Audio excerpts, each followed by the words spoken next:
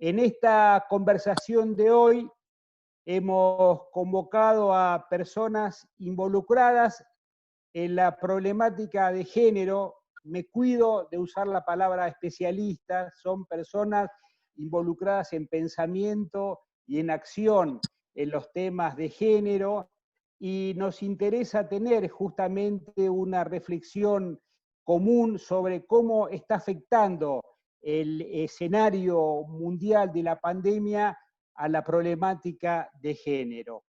Quiero saludar a las tres mujeres que me acompañan en esta conversación.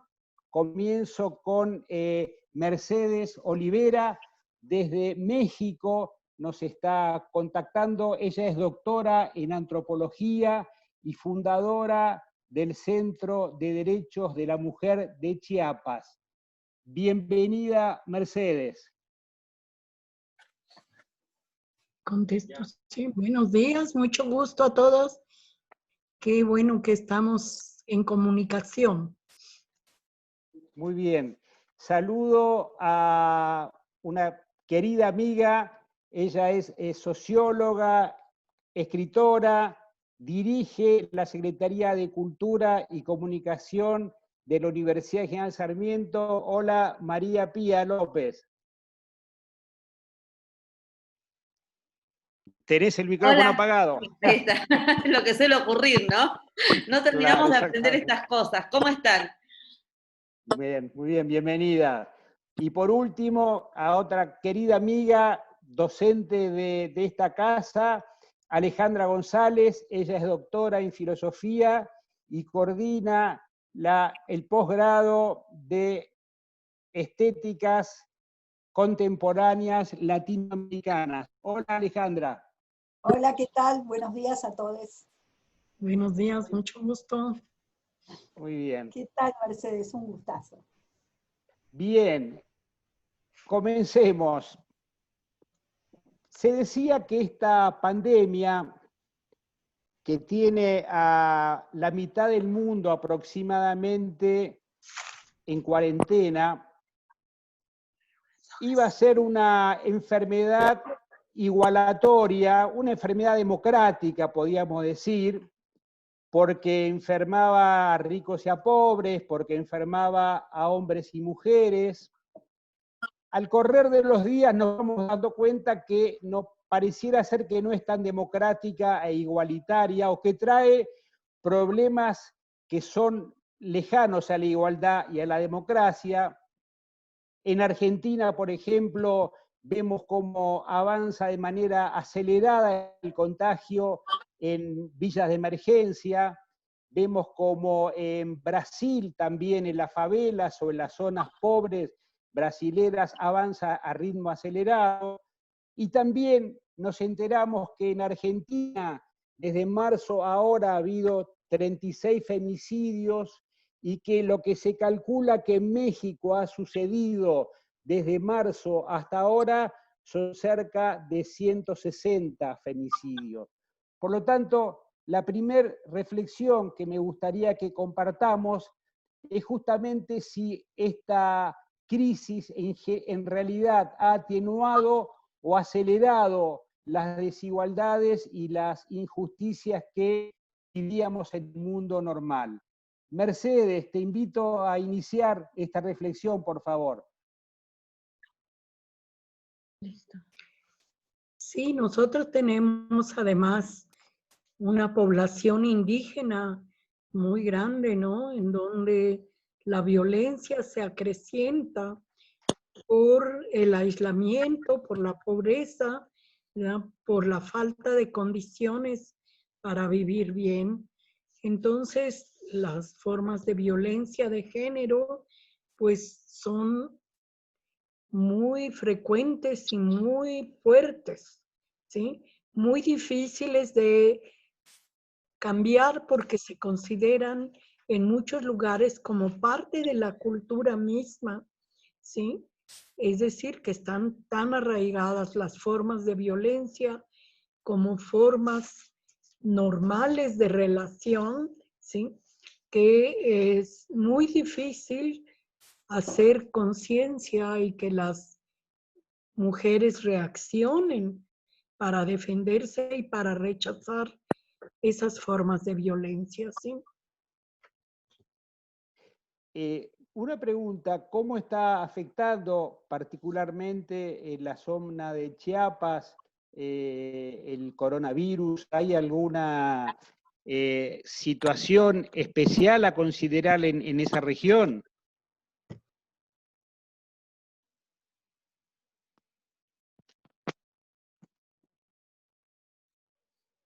No es especial, sino es toda la pobreza generalizada, ¿sí?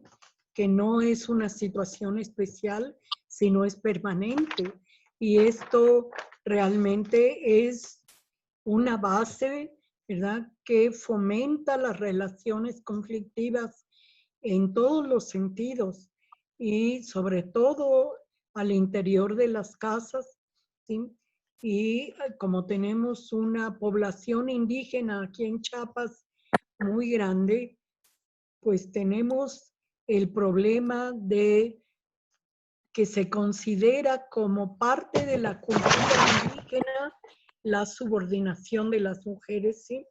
Y esto pues es un problema cultural muy profundo que todavía no se ha podido resolver a pesar de los muchos años que tenemos trabajando con las mujeres en el Estado, ¿sí?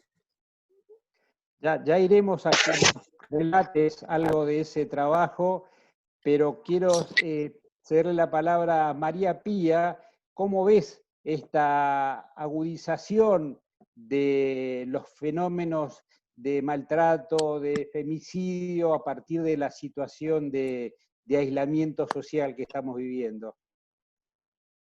Bueno, estaba pensando en algo que vos dijiste al principio, Rodolfo, que es que el virus aparecía como democrático, como igualitario, ¿no? Porque, claro, un virus aparece como una amenaza para todos los cuerpos, sean cuales fueran. Sin embargo, el virus también expande su contagio sobre cuerpos que están inscriptos en una lógica de desigualdad. Y son cuerpos que están asignados por su pertenencia a clase, por su generalización, por su racialización.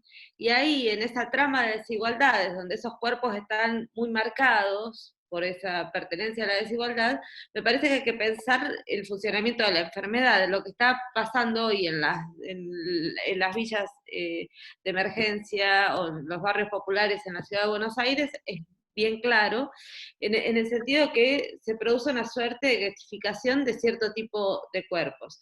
O sea que la situación de la cuarentena o del aislamiento social preventivo y obligatorio no nos afecta a todos desde el mismo modo, ni la enfermedad nos afecta a todos del mismo modo. Y en ese sentido, me parece que hay que pensar el carácter igualitario de la amenaza junto con el carácter desigual de las condiciones reales de existencia, las cuales termina resolviéndose tanto el contagio como la prevención. Porque ahí yo creo que estamos ante un problema, vos señalabas también hace un rato, el crecimiento o la permanencia, digamos, no crecimiento, pero la permanencia de los índices y la frecuencia de femicidios durante el aislamiento social preventivo y obligatorio, que no, a diferencia de otros delitos que bajaron durante estos meses, justamente la violencia femicida no bajó y adquirió rasgos muy cruentos en Argentina. Cada uno de los casos que estamos viendo son muy cruentos, y eso tiene que ver con varias situaciones, una de las cuales es que la casa y el encierro no necesariamente son lugares seguros para mujeres e infancias, porque de hecho hay muchas personas que hoy están conviviendo con quien las maltrata o con el abusador, en el caso de ser niñas abusados, y eso es un problema. Yo creo que hay un problema que en Argentina tenemos que poner en discusión, que es que cuando se tardó un mes, exactamente un mes, entre el dictado del aislamiento social preventivo y obligatorio, y la decisión de que se podía salir de allí para hacer denuncias por violencia de género, y además de que los servicios de atención de violencia eran servicios prioritarios esenciales que no debían cesar. Es decir, yo creo que ahí tenemos un problema para pensar, me parece, juntos aquí, que es cómo se constituyen las mesas de crisis. ¿no? Cómo se constituyen las mesas de crisis y cómo se afronta una situación que es absolutamente novedosa, como la de la pandemia, teniendo en cuenta cómo se entrelaza con otras formas anteriores tan críticas y que producen tantos riesgos para la vida como la que nos viene a producir el nuevo COVID. Bien, en línea con eso, Alejandra, además de la demora que dice María Pía en instalar los mecanismos de denuncia, sospecho también que el encierro imposibilita el acceso a espacios de contención grupales, de organizaciones sociales que pueden de alguna manera funcionar como resguardo para la mujer violentada y que el encierro obviamente imposibilita este acceso. ¿Cómo estás viendo esta situación particular? Como decían recién las compañeras, esto evidencia y pone en una situación de eclosión situaciones anteriores. Por ejemplo, el tema de las empleadas domésticas. Es el trabajo más precarizado de la Argentina y en general del mundo. Es un trabajo informal, en negro, y utilizado por las clases medias para que las mujeres puedan salir a trabajar. Tienen que venir otras a cuidar a sus hijos, y esas otras hoy no están pudiendo venir y no tienen los medios jurídicos, sindicales, casi de ninguna índole para poder sostener las situaciones en las que están viviendo. O sea, por un lado, el trabajo precarizado que requeriría un apoyo sindical. Y por el otro, las mujeres estas de clase media, trabajadoras, profesionales, que antes se apoyaban en este trabajo doméstico, remunerado, en condiciones siempre de informalidad, ahora son las que asumen la mayor parte de las tareas domésticas, además de realizar los trabajos que habitualmente hacemos de modo virtual, como estamos haciendo todos los docentes, ¿no? Profesionales de distintas índoles. Entonces, lo que se está viendo es precisamente ese trabajo que se llama inmaterial o afectivo incluso, porque el hecho de tener chicos o viejos o discapacitados, todo eso cae fundamentalmente sobre las mujeres. Y ese es un trabajo, por supuesto, no remunerado, no reconocido, pero que ahora se evidencia enormemente porque tras casi 2 meses de encierro, el trabajo no solo doméstico de limpieza, cocina, etcétera, sino el trabajo de sostenimiento afectivo de niños y personas mayores, adultas, que son las más afectadas por el COVID, es muy evidente. Entonces, creo que todo esto forma un círculo vicioso en donde las condiciones de clase, de raza y de género sostienen todavía o agudizan más las situaciones previas a esta pandemia. Bien. Mercedes, en tus textos te ocupás de diferenciar claramente escenarios muy diferenciados para la lucha de las mujeres, que podemos llamar el feminismo occidental, y lo que vos denominás un feminismo indígena. Es muy interesante esa reflexión para poder encontrar lenguajes comunes en esta conversación. Me interesaría mucho que puedas, para lo que no te han leído, poder sintetizar de alguna manera estas diferencias en donde vos afirmás que hay un feminismo occidental, liberal, individualista, y que me parece que también está en sintonía con reflexiones que han hecho las otras 2 compañeras que nos acompañan, pero me interesaría particularmente escuchar tu reflexión sobre esto.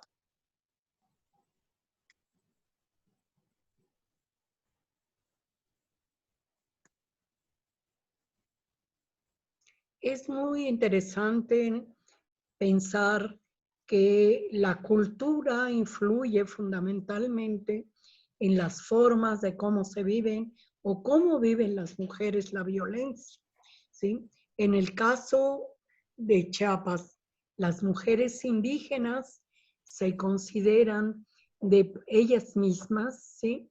Dependientes y sin posibilidades reales de resolver sus problemas económicos por ellas mismas, ¿sí? Aunque muchas veces lo hacen, ¿sí? Pero culturalmente se considera que es el hombre y la presencia del hombre necesaria para que las mujeres cuenten en la vida y en los grupos, en las comunidades, ¿sí?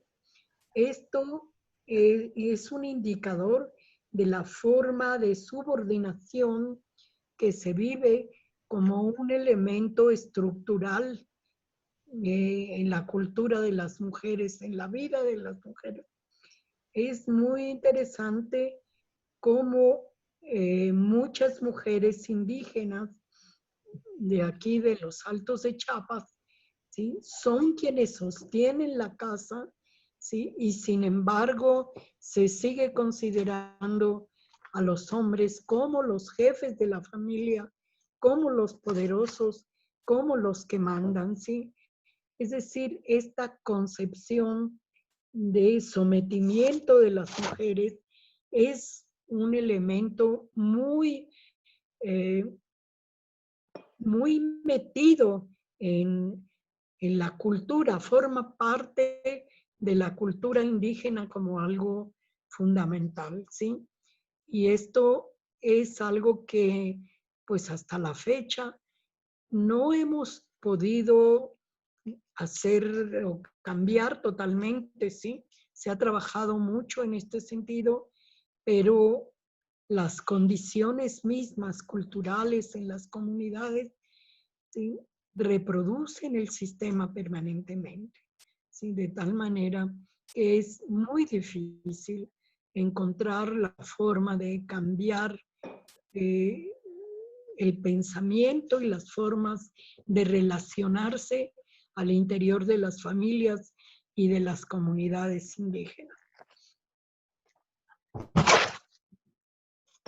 Bien, y ahora vuelvo a tu reflexión, Mercedes, sobre la vinculación del feminismo con los movimientos sociales. Quiero pasarle la palabra a Pía y les pediría que, si es posible, no tenga que pasar la palabra yo, sino que entre en un diálogo directo. Yo simplemente echo un poco de leña cuando el fuego se va achicando, pero ustedes tienen la absoluta capacidad de avivar solas ese fuego. Así que, María Pía, vos hablás de un feminismo popular, y supongo que es para diferenciarlo de otras formas de feminismo, y me parece que está bastante en sintonía con la reflexión de Mercedes, y por favor las invito a que crucen un diálogo sin necesidad de que yo otorgue la palabra. Bueno, ya María Pía. prescindimos entonces de nuestro moderador. Totalmente, como corresponde. ¿Cómo corresponde, chica?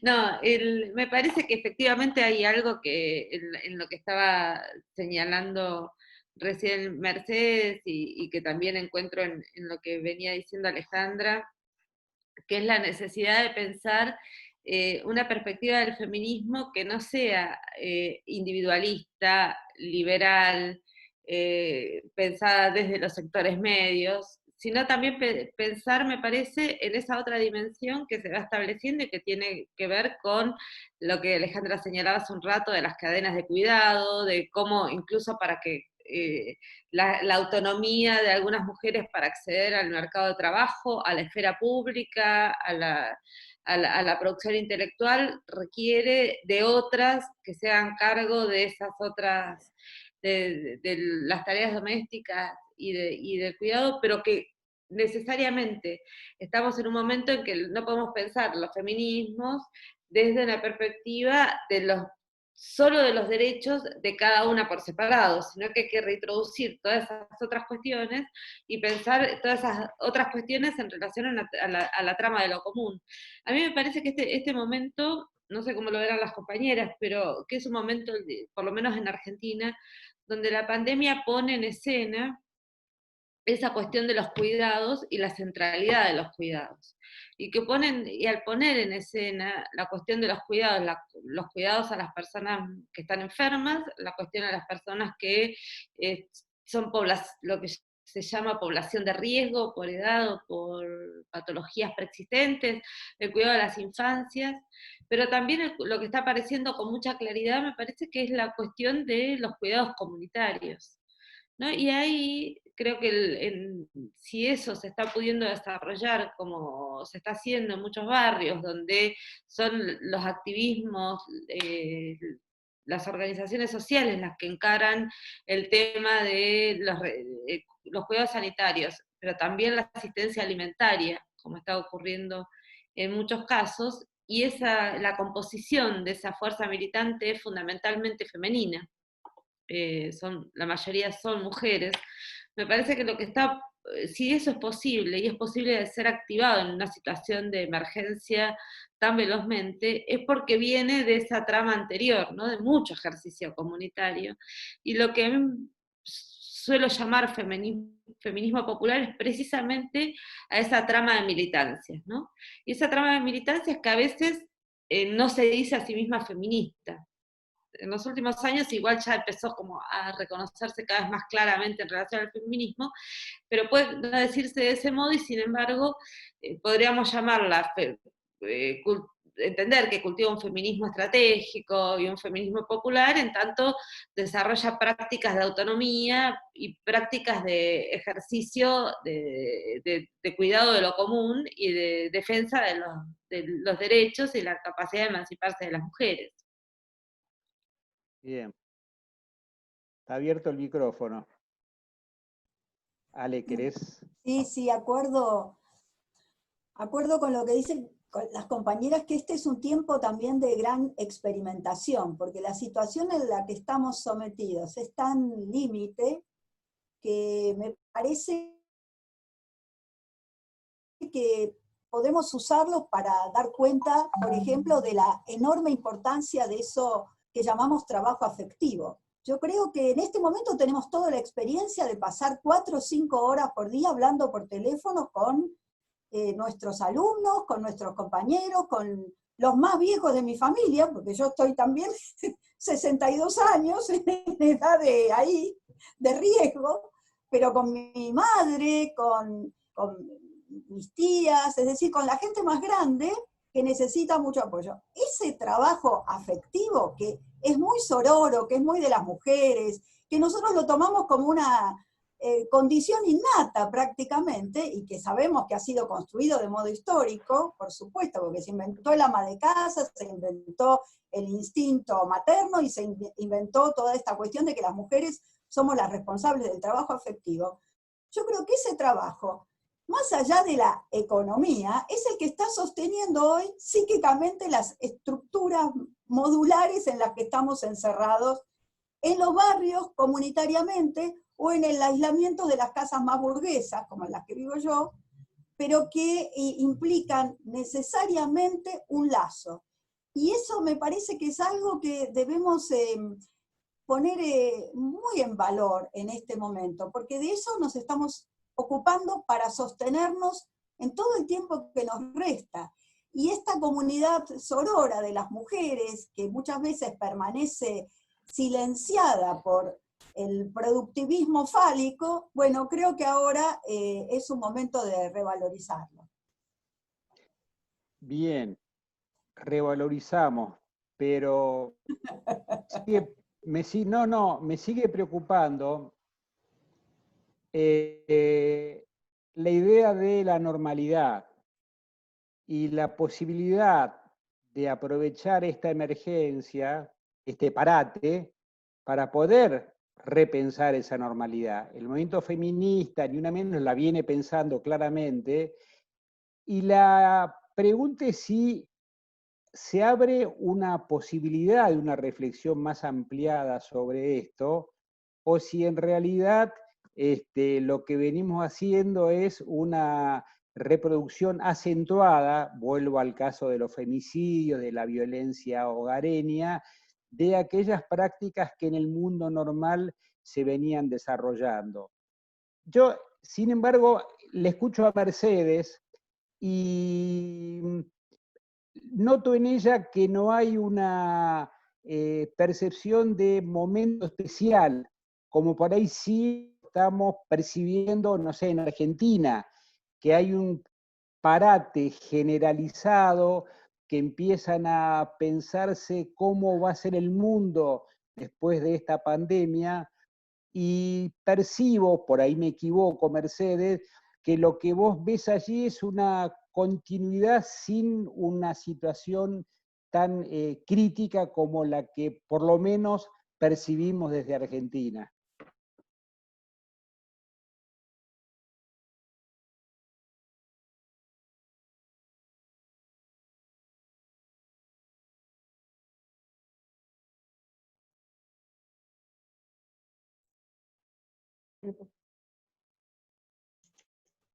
Normalidad patriarcal, me suena muy raro hablar así, ¿sí? Porque a pesar de que así es la realidad, yo creo que no tenemos que llamarle normalidad, ¿sí? Es una anormalidad el que las mujeres, ¿verdad?, estemos siempre ocupando o posicionándonos de una forma subordinada. Creo que esto tenemos que cambiarlo, no es normal, no tiene que ser la norma, ¿sí? Tenemos que hacer que todas las mujeres nos valoremos muchísimo en nuestra condición, ¿sí? Para poder sacar fuerzas de esa debilidad en la que se nos ha colocado y podamos luchar y combatir para pues encontrar formas de relación mucho más igualitarias, mucho más amables, pero en una posición que no nos esté haciendo daño o nos estemos haciendo daño nosotras mismas, ¿sí? Esto para mí es un problema cultural, pues no sé, en todo el mundo, pero en América Latina y especialmente en México y especialmente en los sectores pobres e indígenas, ¿verdad? Está naturalizada esta forma de subordinarnos, de considerarnos menos, de tener que ubicarnos como las que tenemos la obligación de soportar la violencia de los hombres, ¿sí? Esto yo creo que hay que combatirlo de manera especial, ¿sí? ¿Verdad? Mercedes, el fin del siglo pasado, desde Chiapas, zona en la que vos estás desde los años 70, llegó hacia el mundo y particularmente hacia América un aire interesante, renovado, con el zapatismo, con esa crítica al sistema neoliberal.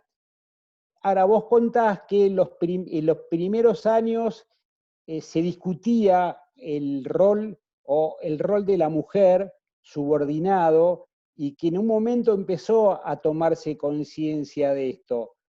¿Vos nos podés decir si ese proceso de concientización de un movimiento social y político tan importante incluye cada vez más el tema de la mujer o se ha congelado esta reflexión?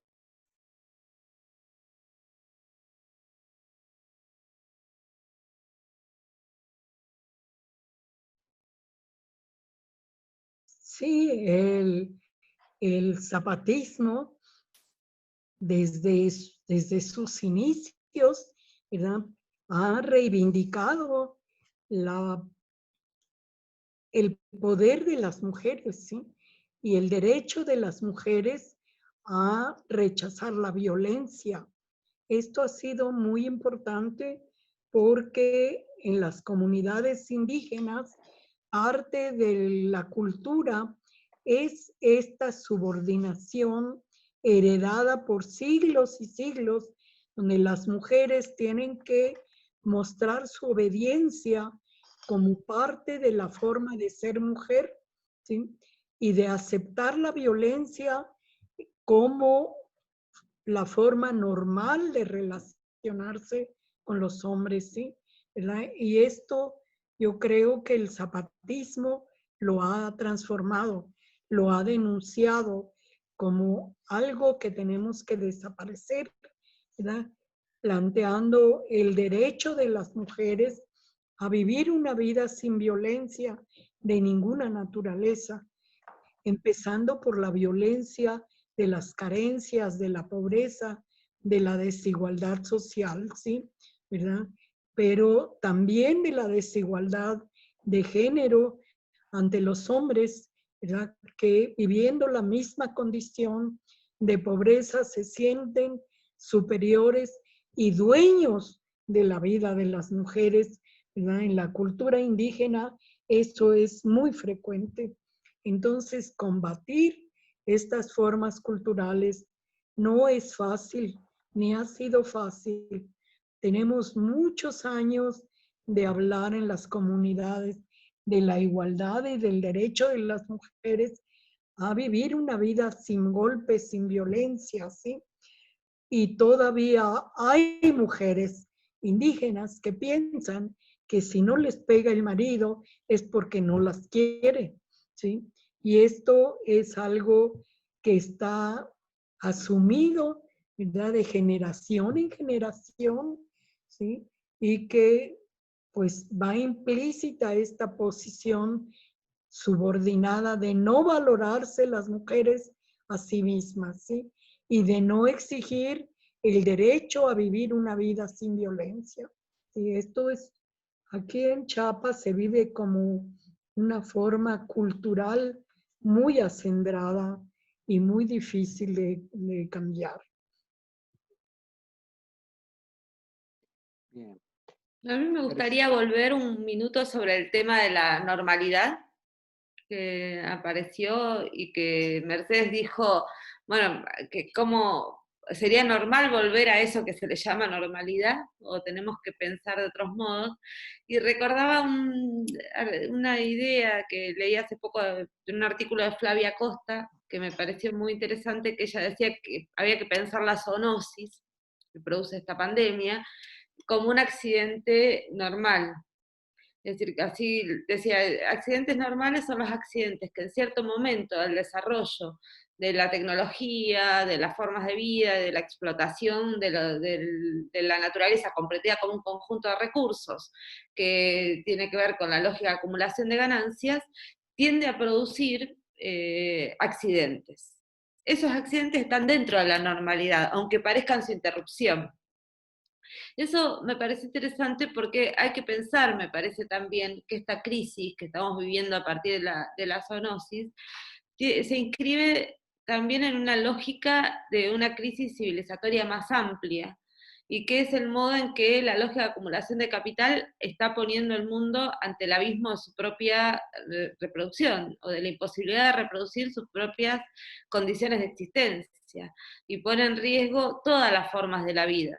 Entonces, me parece que al poner en riesgo todas las formas de la vida, ahora aparece bajo la forma de la enfermedad, pero no hay que desconocer que también se entrama contra otras formas y lógicas de crueldad, y que esas lógicas de crueldad son las que sistemáticamente producen a un conjunto de personas, como personas desechables, o como vidas que, como dice Butler, no son dignas de ser lloradas, o como cuerpos que pueden ser descartados, ¿no? Entonces, a mí me parece que la secuencia de los femicidios, o la violencia femicida, o travesticida, también, y muy claramente, la podemos pensar en relación a esas costumbres sedimentadas, pero también podemos pensar que se profundizan en esta extensión social de una lógica de la crueldad y del desecho.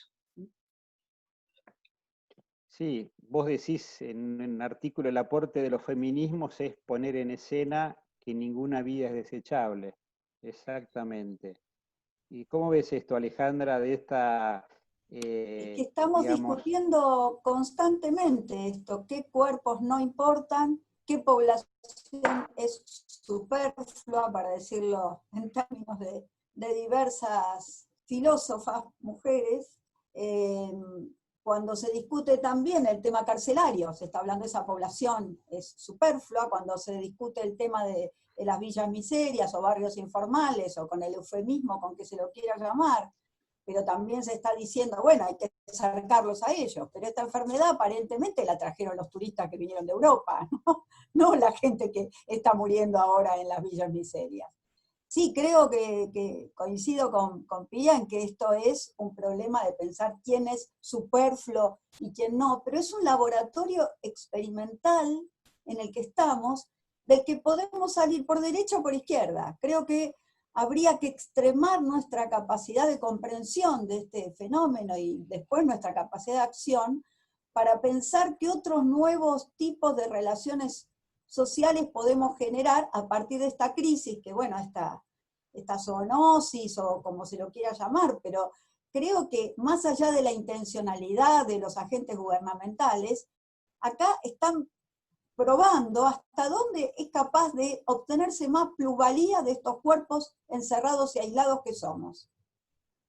Entonces, me parece que es un momento increíble para afianzar otro tipo de lazos, para pensar con urgencia en otro tipo de lazos, porque estamos siendo observados y observadas, especialmente, ¿no? Todos esos sectores que se consideran superfluos. ¿Se puede vivir sin esas mujeres, sin esos pobres, sin esos presos, sin esos sistemas de circunscripción de cuerpos?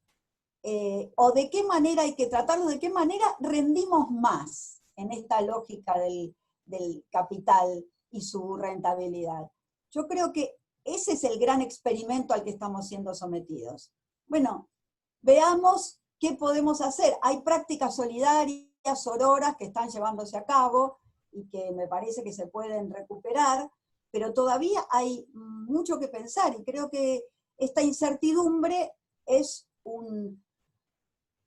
una situación tanto psíquica como política para establecer otras formas de constitución subjetiva a partir de esta marca en el cuerpo social, ¿no? Esta es una marca enorme, esto es como una guerra, ¿no? Como, no sé, en mi propia experiencia, la de mi generación, la dictadura, la guerra de Malvinas, esto van a ser los grandes hitos, ¿no? Digo, de gran sufrimiento. ¿Y cómo podemos salir de ahí, no? bien. Mercedes, cuando hablaba de normalidad, estaba lleno de comillas ese concepto, y quiero llevar, si me permiten, la reflexión al campo de la política. Y le cuento a Mercedes una declaración que el día de ayer hizo en Argentina el hijo de un genocida, un señor que exterminó a buena parte de la población de una provincia argentina como fue Tucumán, y su hijo ayer hizo una declaración, te la voy a leer, es increíble, pero es claro de que el machismo no viene solo. Las declaraciones de un señor que se llama Ricardo Bussi, Mercedes, dijo: no conozco casos de asesinatos por la condición de mujer. Conozco a hombres que han asesinado mujeres por celos, por envidia, por depresión, por drogas, pero por el hecho de ser mujer no conozco casos.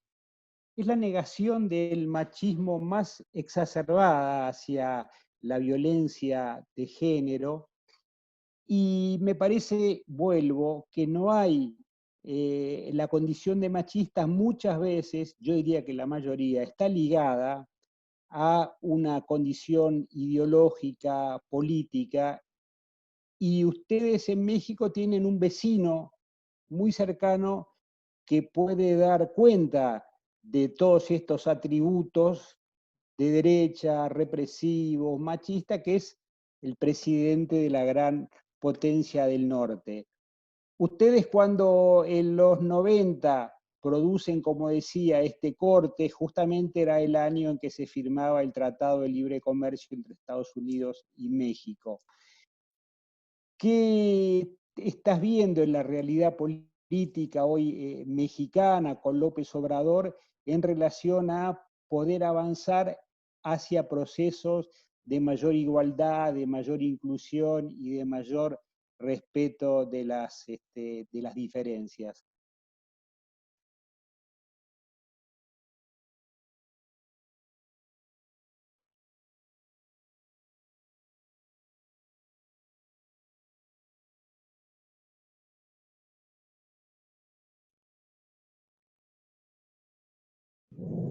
Ya está.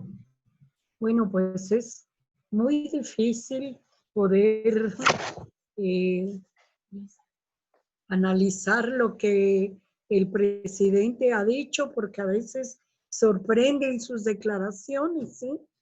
Hace anoche o antenoche dijo que no hay violencia hacia las mujeres porque las familias en México son muy fraternales, ¿sí? Y eso pues es muy, muy contrario a lo que es la realidad, ¿verdad? Es una visión pues fuera de la realidad porque la violencia en nuestro país hacia las mujeres es casi una forma cultural, ¿sí? ¿Verdad? Porque todavía se piensa en algunos sectores de la población de que si no se les pega a las mujeres es porque el marido no las quiere o porque anda con otras, ¿sí? Entonces, esto da una idea de cómo la violencia está asumida como parte del ser mujer, ¿verdad? Como la cultura que nos corresponde en una posición subordinada, ¿sí? ¿Verdad? Esto es algo en nuestro medio, aquí el medio popular e indígena, ¿verdad? Es algo muy, pues muy frecuente, muy naturalizado incluso, ¿sí? Me interesa mucho si nos puedes contar cuál es la actividad del Centro de Derechos de la Mujer de Chiapas que tú fundaste y presides.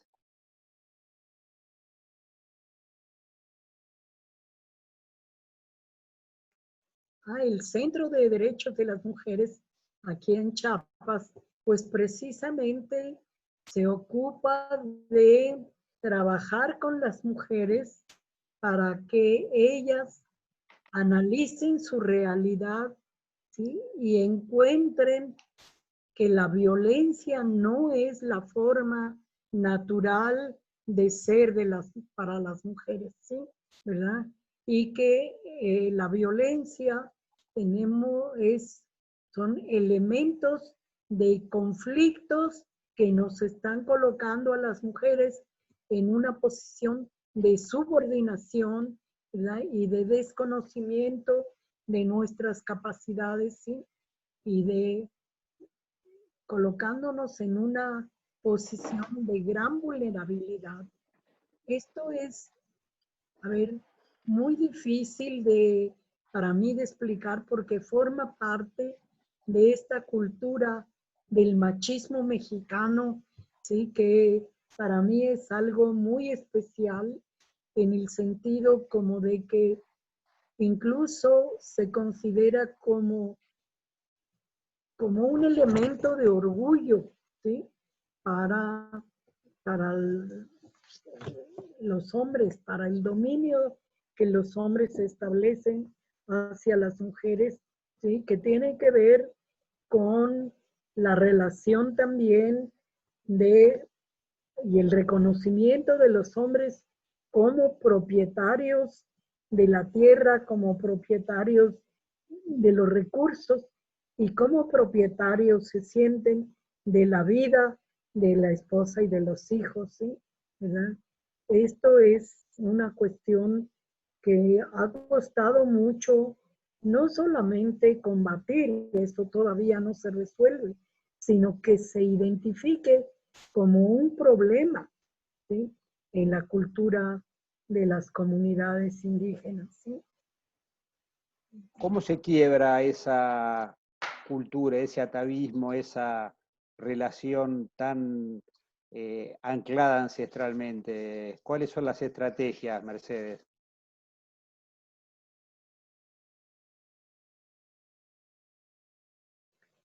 Pues desde el Centro de Derechos se trabaja en varias líneas.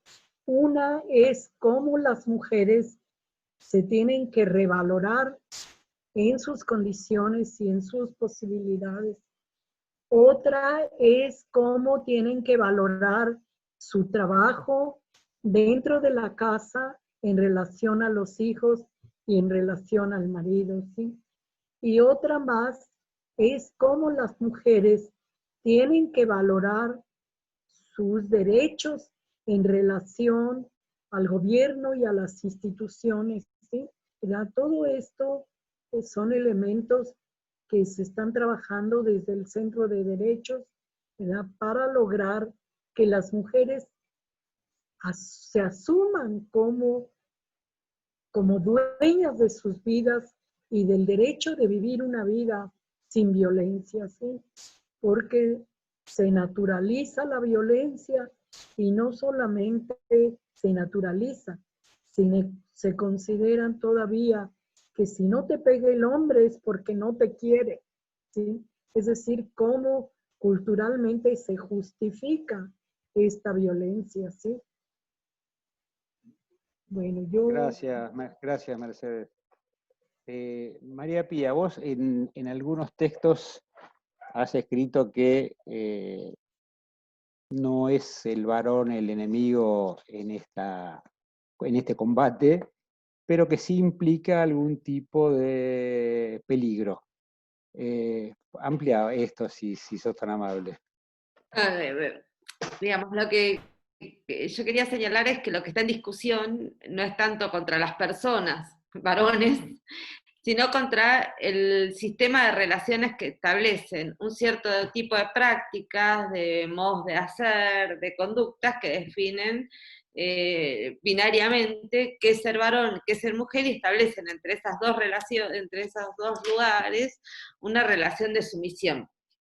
¿Por qué digo esto? Porque creo que en muchos casos también hay varones cuyas conductas resultan, los convierten en víctimas del propio quehacer patriarcal, ¿no? Yo quería recordar algo que ahora la pandemia dejó todo atrás, pero para quienes viven en Argentina recordarán que se discutió mucho a principios del año alrededor de un crimen que se había cometido un grupo de jóvenes que llamaban los rugbyers, por sostener ese deporte, contra otro joven a la salida de un boliche.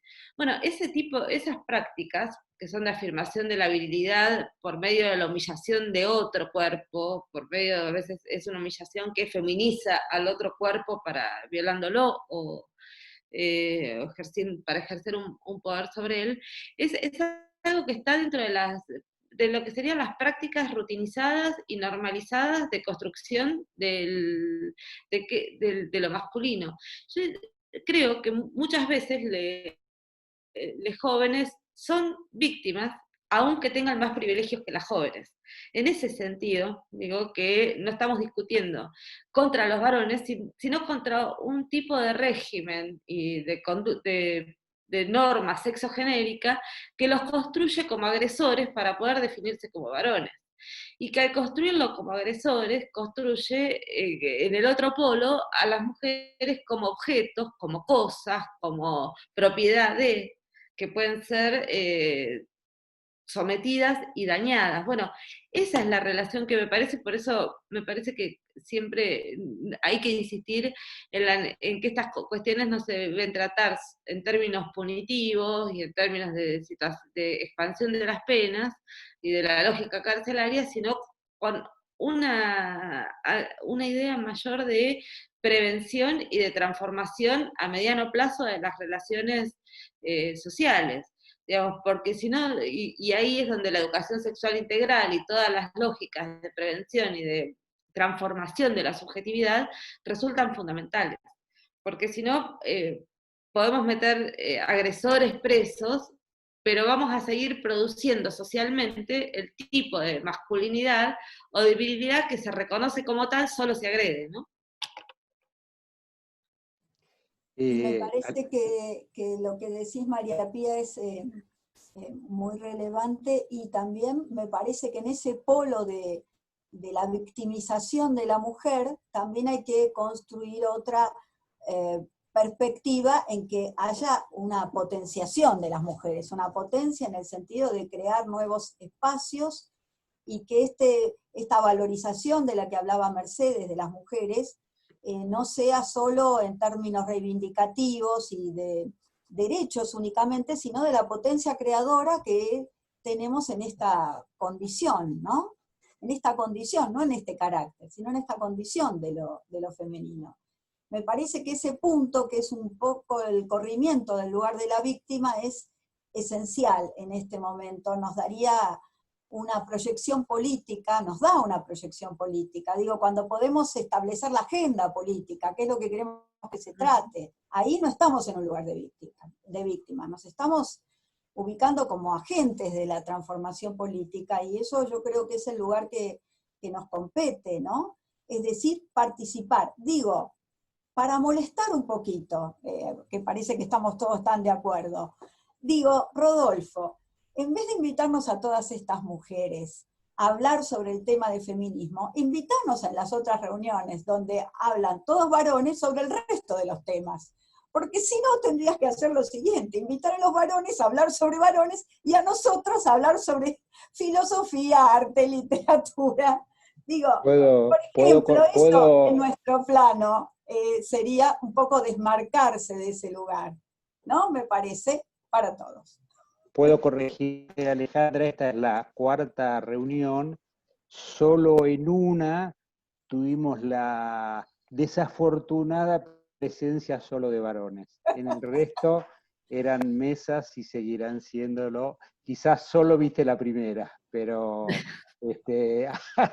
hay situaciones en donde, bueno, se dan límites de espacio, 3 o 4 personas, pero en todas han sido mixtas. No es por vos bueno, por las dudas. No es por vos en particular, Rodolfo, sino que me parece que llamarnos a las mujeres, hablar de mujeres nada más y del problema femenino, no. Nuestra voz es potente en muchos otros ámbitos, a eso me estoy refiriendo, sino es quedarnos en ese lugar de víctimas, precisamente. En este sentido lo digo con fuerza. Sí, bien, hay una voz desde nuestro lugar de enunciación respecto de una cantidad de temas, de la epidemia, de la política, del tema del aborto, o de la filosofía o el arte, donde nuestra voz tiene ciertas peculiaridades.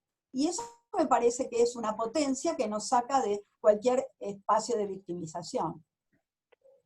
A mí me parece re interesante eso que, perdón, pero lo que estás diciendo, Ale, porque estaba pensando en una discusión que se vino dando en algunos textos en las últimas semanas, respecto de por qué cuando el gobierno da explicaciones fuertes sobre la pandemia y cómo se continúa, etcétera, no está la ministra de Mujeres, Géneros y Diversidad sentada en esa mesa. Porque no estar indica que que esa perspectiva de género no está operando sobre todos los temas, incluso estos temas tan graves como la salud, el cuerpo, la vida. Entonces, y ahí estoy recordando una imagen que propuso Ileana Arduino el otro día en un artículo, que decía, bueno, ojo que por ahí nos están recluyendo en el cuarto propio, ¿no? Que hablemos de los temas que nos competen y no atravesando todo con la perspectiva de género, ¿no? A mí me parece que esa alerta es interesante para considerar. Sí, porque llegaríamos de nuevo a las revistas femeninas que decían cuál es el espacio de la mujer, la cocina.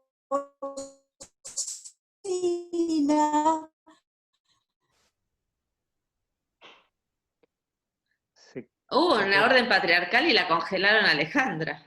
Sí, me parece que algo pasó allí. A ver, Alejandra, a ver,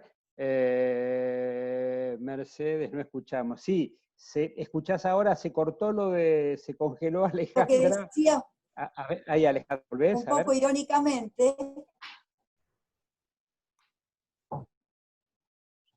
¿se escucha? No, a Lo ver que ahí. decía es que no es cuestión, ¿sí? Sí, ahora sí. Ahora se escucha.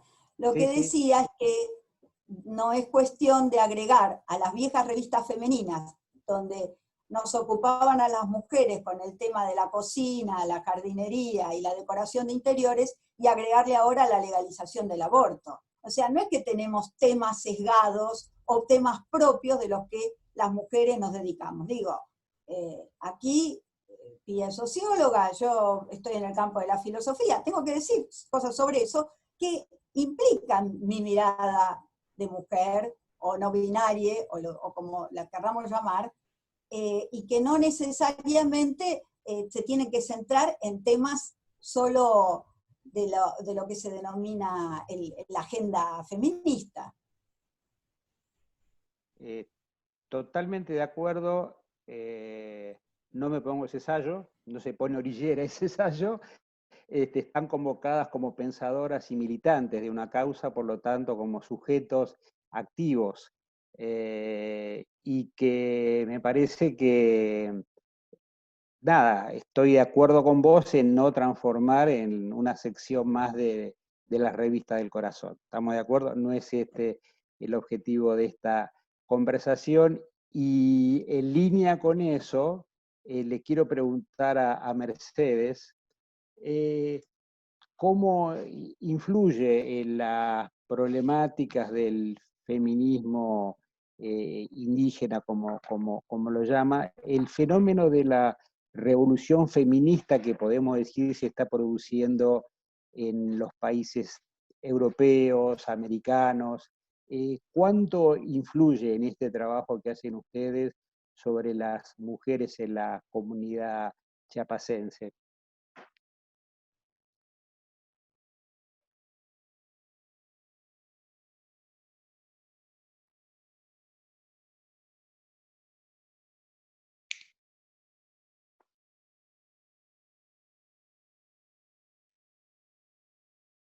Pregúntame. Sí, esa pregunta era para ti.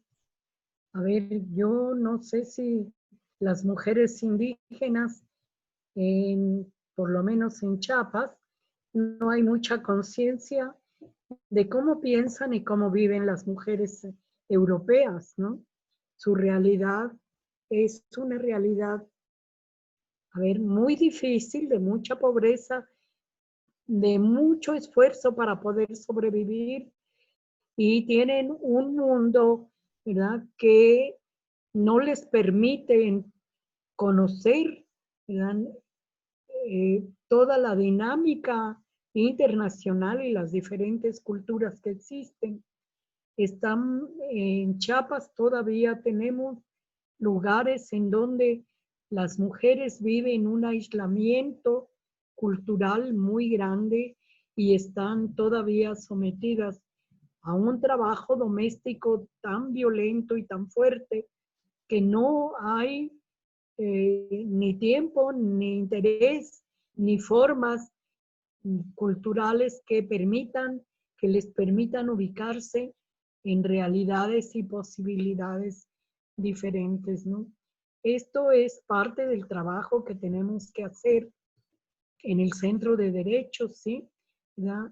Hacer pensar, a ver, nosotras decimos ponerles a las mujeres un espejo para que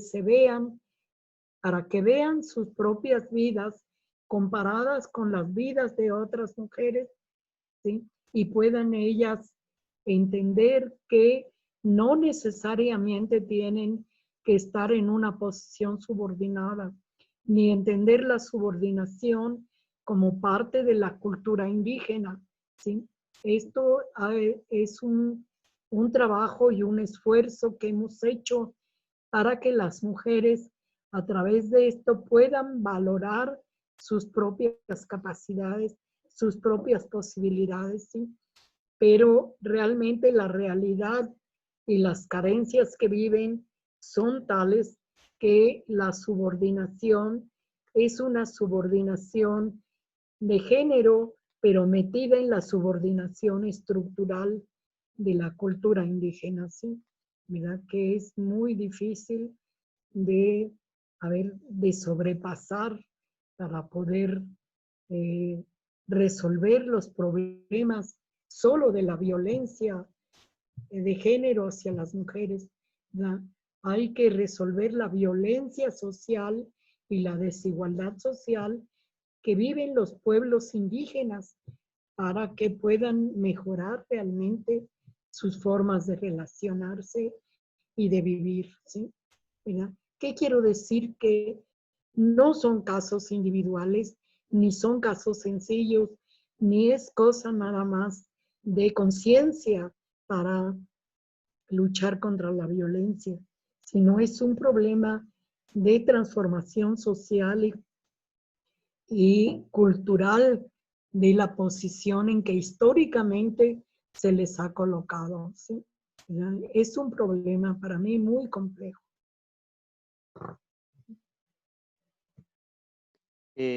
María Pía, vos hacías referencia a los movimientos sociales que en principio no se reconocían dentro del feminismo, pero que avanzan en sus reivindicaciones, en proyectos de mundos iguales, inclusivos, y ahí empieza el feminismo claramente a tomar un papel preponderante.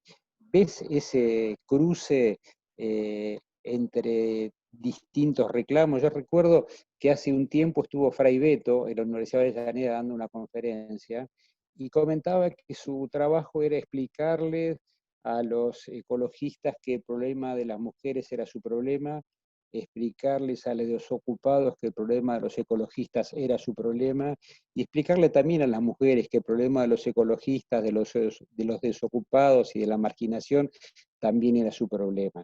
¿Vos cómo ves eso específicamente en los movimientos sociales en Argentina? Creo que en Argentina tenemos una especial capacidad en los movimientos sociales de producir eso que desde la teoría se suele llamar la interseccionalidad, ¿no? Descubrir los núcleos de afinidad y de composición entre las distintas desigualdades y por lo tanto que no se puede luchar contra una lógica de la desigualdad sin tener en cuenta las otras, ¿no? Lo que dijo recién perfectamente Mercedes, no podemos pensar la violencia de género entre las comunidades indígenas sin pensar la relación de subalternidad estructural que tienen esas comunidades frente al mundo criollo y la dinámica por la cual la lógica de producción de trabajo, de esfuerzo y de valor se acentúa sobre algunos cuerpos que no tienen resto para pensar y hacer otras cosas, ¿no?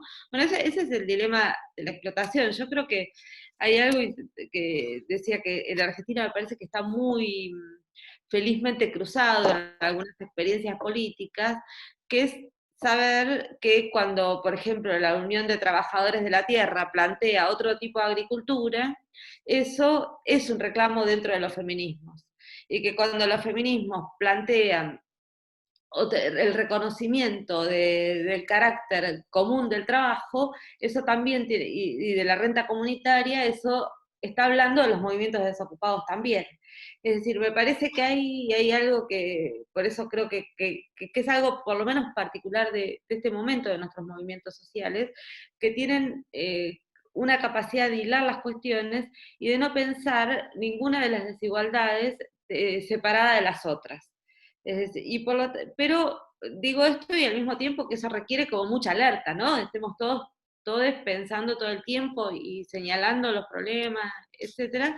Y, por ejemplo, es fácil hoy reconocer ante la situación de crisis cómo aparece visible y evidente un conjunto de compañeras que están encargadas de la resolución de las necesidades alimentarias de todos los barrios, y al mismo tiempo no aparece tan visible que también en los barrios hay redes de mujeres que acompañan a otras a hacerse abortos, que acompañan, rescatan a otras en situación de violencia, y en ese sentido a mí me parece que así como hace un rato decía que estábamos en un contexto donde aparecía como muy centralmente la cuestión de los cuidados y la cuestión del cuidado de la vida, y que eso abría una perspectiva interesante, creo que lo otro sobre lo que hay que insistir es el carácter interseccional que vos señalabas y que Mercedes estaba describiendo, y por otro lado la necesidad de politizar todo el tiempo esas estrategias de producción de lo común, ¿no?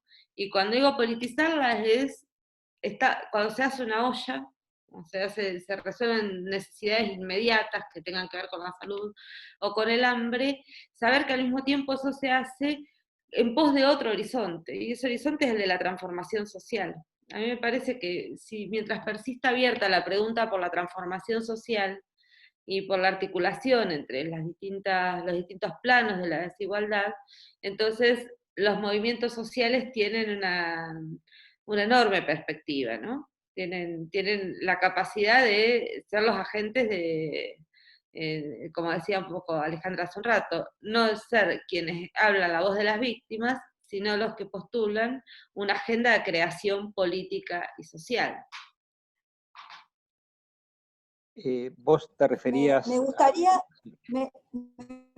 agregar a lo que decían Mercedes y María Pía, más bien acentuar el carácter de defensa de los territorios y de las producciones autóctonas, orgánicas, que han alimentado a muchísimas comunidades, de grandes sectores poblacionales en América Latina, en África, ¿no? Movimientos que están ligados a la defensa de la tierra, que hacen la crítica del extractivismo y plantean sobre todo el regreso frente a la creciente sojización y la producción de estos cultivos cotizados internacionalmente, de cultivos regionales que han alimentado por generaciones a muchas comunidades. Y esto está en manos de movimientos de mujeres, ¿no? En África esto es enorme, en América Latina también. O sea que ahí se da ese fenómeno de la interseccionalidad, como lo llamabas vos, Pía, o como se suele llamar, y que Mercedes también mencionaba. Ahí las mujeres están defendiendo formas autóctonas de alimentarse que no ponen a esos sectores vulnerables en manos ni de los grandes pools internacionales, sojeros o lo que fuere, ni tampoco en manos de las ONG que los alimentan con los propios productos de estos pools internacionales. Entonces, vuelven a sus cultivos ancestrales. Ahí hay un cruce que es muy interesante, ¿no? Donde se ve una reivindicación ecológica, yo diría ecofeminista, si me permiten la síntesis desde los dos puntos de vista, ¿no?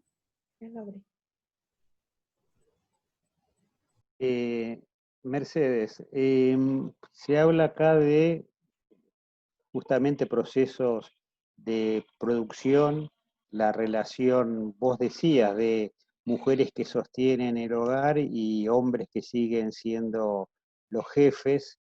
Mi pregunta, y vos hablas mucho del tema de la violencia, ¿no? Hoy uno puede decir que en México también hay un cruce de otras violencias, hablo específicamente los temas de represión institucional, hablo específicamente de los problemas del narcotráfico.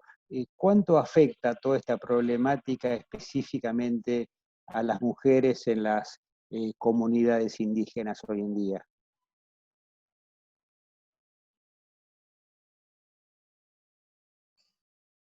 Bueno, la cuestión más fuerte en las comunidades indígenas es el que se considera, y las mismas mujeres consideran, que no son sujetos de derechos, ¿sí? ¿Verdad? Es decir, la subordinación de género se vive en una forma muy fuerte y muy intensa, en contraposición a la dinámica machista de las culturas que vivimos aquí en el campo, sobre todo, ¿no? El considerar, para nosotras, en el Centro de Derechos de las Mujeres, un problema, un tema que tenemos que estar trabajando permanentemente es la revaloración de las propias mujeres, que las propias mujeres hacen de sí, ¿sí? Se consideran incapaces, se consideran por abajo de los hombres ya de naturaleza, ¿sí?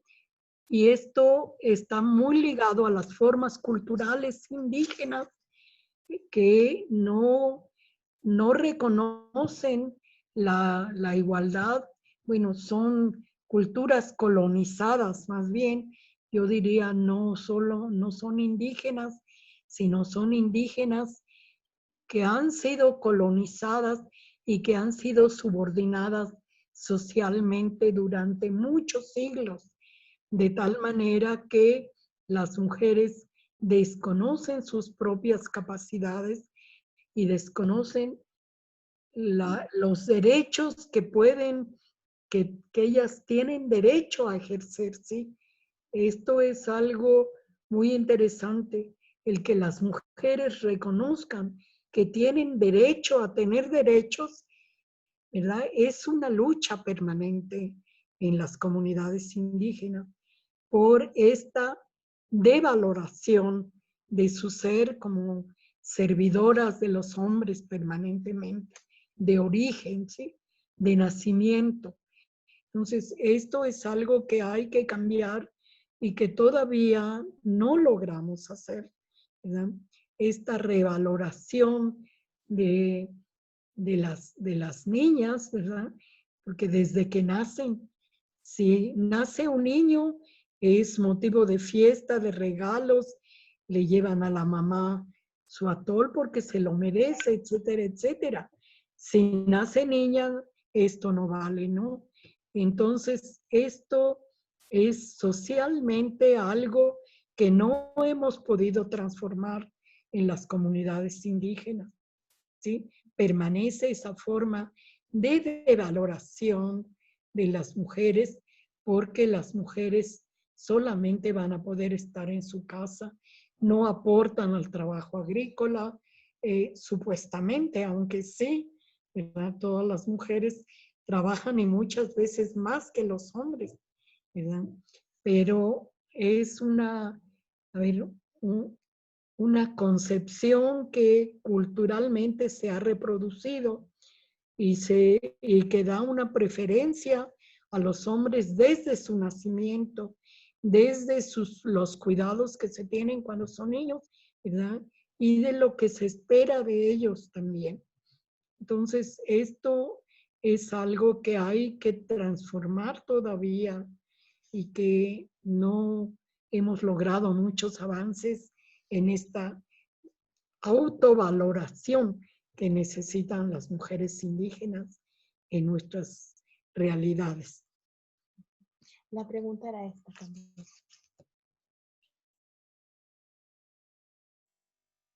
¿Puedo hacerle una pregunta a Mercedes? Por supuesto. Una pregunta. Mercedes, es un gusto escucharte por toda tu experiencia. Te pregunto lo siguiente.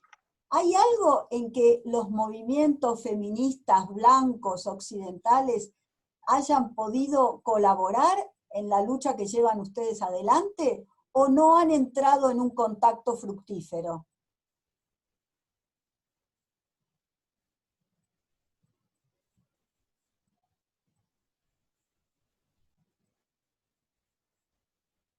A ver, es muy interesante tu pregunta porque tiene que ver con otro tipo de discriminación, ¿verdad?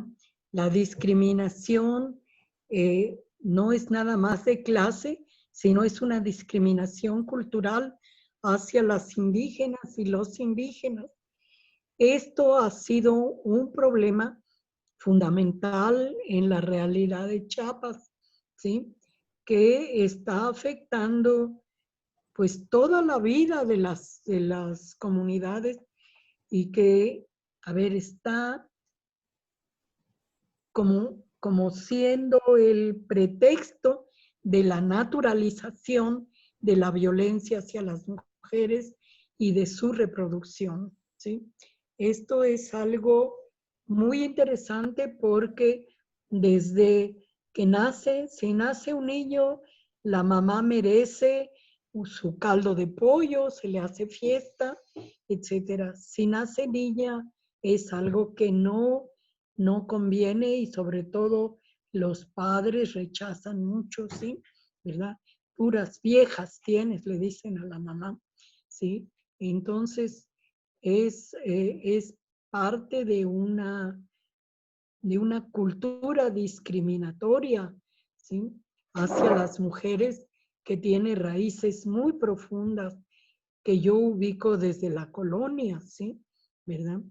Yo no sé si antes existía, pero en la colonia se fortalecieron, ¿verdad?, los poderes masculinos, sobre todo hacia las regiones indígenas, en donde pues hombres y mujeres indígenas están subordinados, pero las mujeres no valen, ¿sí?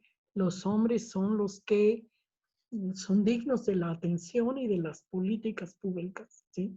Y las mujeres, pues ellas como se casan, están fuera de toda posibilidad en la concepción occidental machista, ¿sí? ¿Verdad? Bueno, yo allí lo dejo porque si no hablo mucho.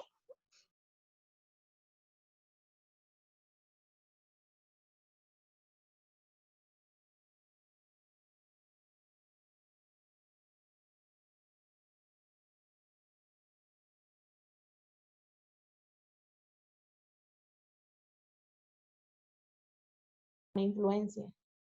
Bueno, la pregunta que me hacían era sobre cómo las feministas blancas hemos trabajado con las mujeres indígenas, ¿sí?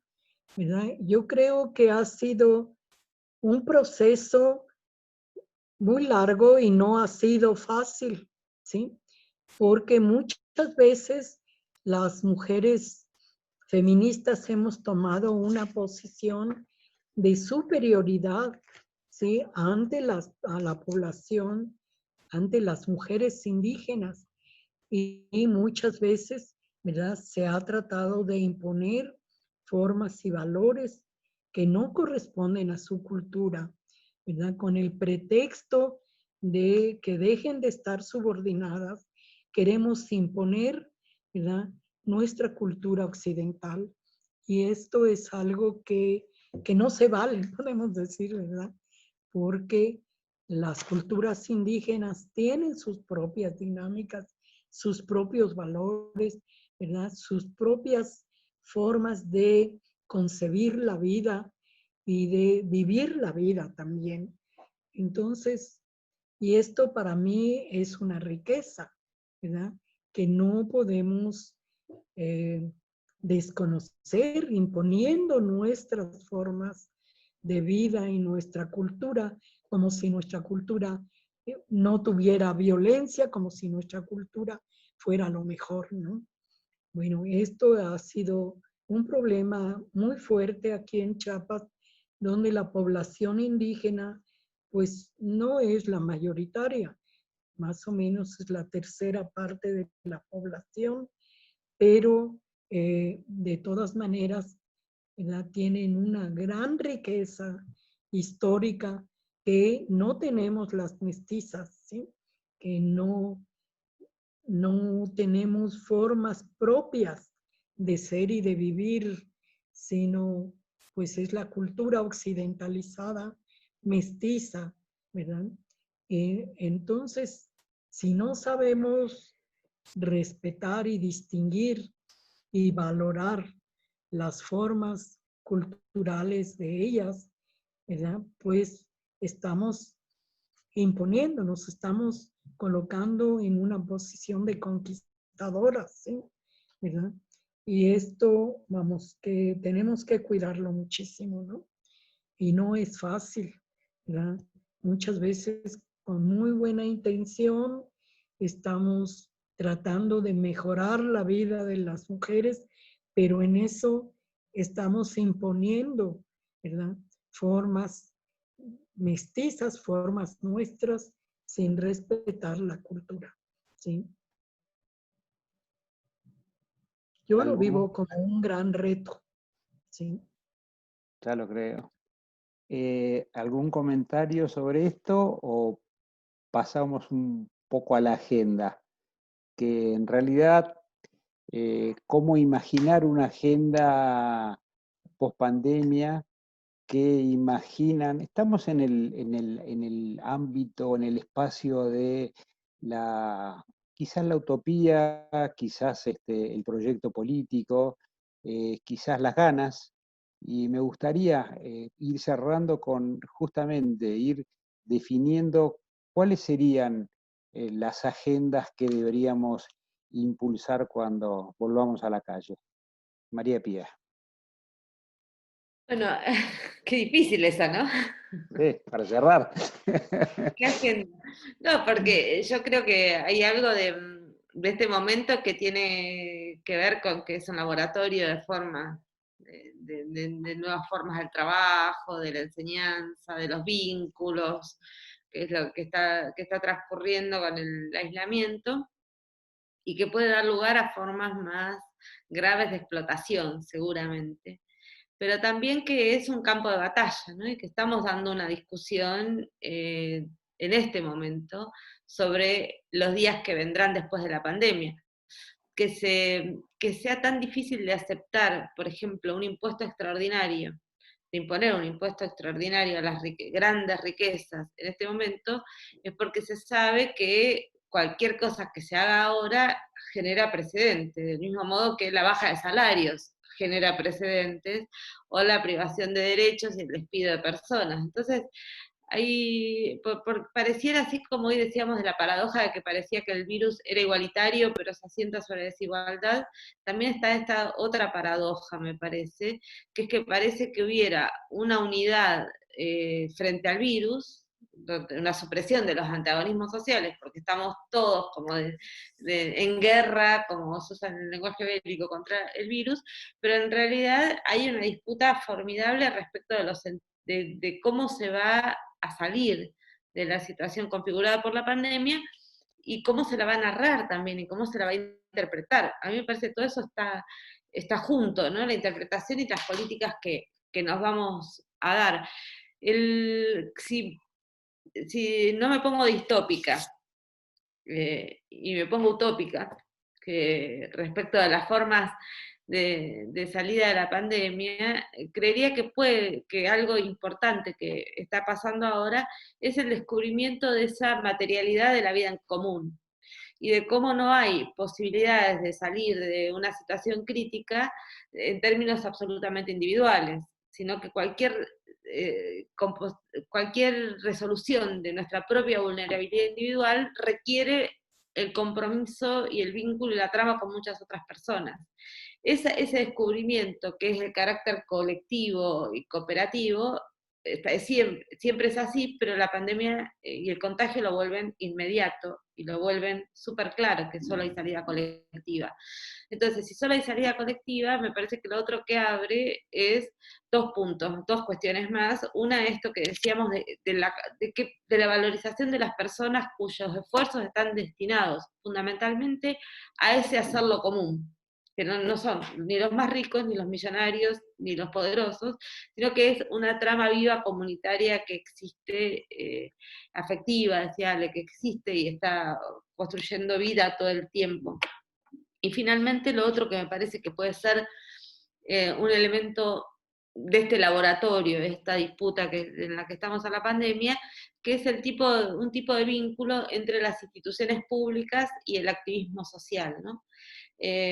Un nuevo modo de pensar el Estado y de hacer el Estado, que no solo implica poner al Estado en el centro, como se lo pone en situaciones críticas en este momento, sino también de cómo se activa para que ese Estado sea eficiente y pueda regular de este modo lo social, cómo se entrama con otros conjuntos de activismos, militancias y oficios del quehacer común.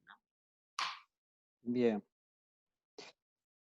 Alejandra, vos Sí, yo introdujiste agregaría la... a la agenda que propone acá las compañeras, agregaría algo de mi experiencia particular. Soy docente y en un gremio altamente feminizado, el teletrabajo nos ha distanciado de nuestros alumnos, ha roto los lazos entre nosotros para establecer esta nueva hegemonía de lo tecnológico, en donde lo que se nota bien es que accede a esos nuevos lazos sociales son los que están munidos de un aparataje tecnológico que, por supuesto, nivela por lo bajo, ¿no? Y deja afuera a muchos, no solo por el acceso a los medios tecnológicos, sino a veces por cuestiones etarias, ¿no? Esto lo estamos presenciando. Y además, me parece que también vamos a tener que dar una batalla en términos de que este nuevo trabajo, esto que llaman home office o como quiera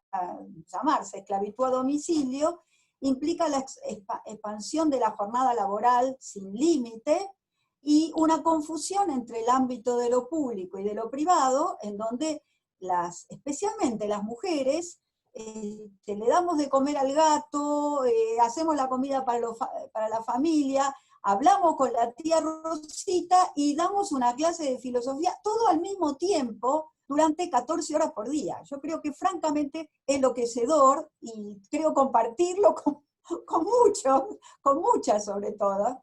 Me parece que va a haber una redefinición del concepto de trabajo que vamos a tener que ubicar en la agenda, porque no vamos a salir en las mismas condiciones hacia las formas de trabajo anteriores. Y como docente quiero decir que defiendo fuertemente la comunidad de los cuerpos y de los afectos, y que me alegro muchísimo de que exista la tecnología para poder contactarme, pero que la transferencia que se da en la comunidad educativa no se puede sostener solo por estos medios virtuales, que son muy excluyentes por las razones que estuve comentando. Muy bien, para ir cerrando, Mercedes, llevas más de 50 años defendiendo a las comunidades indígenas, defendiendo a las mujeres. Si tuvieras que imaginar una agenda que cruce, como decía Pía, las políticas públicas y el activismo social, ¿cuáles serían los 3 puntos fundamentales de esa agenda?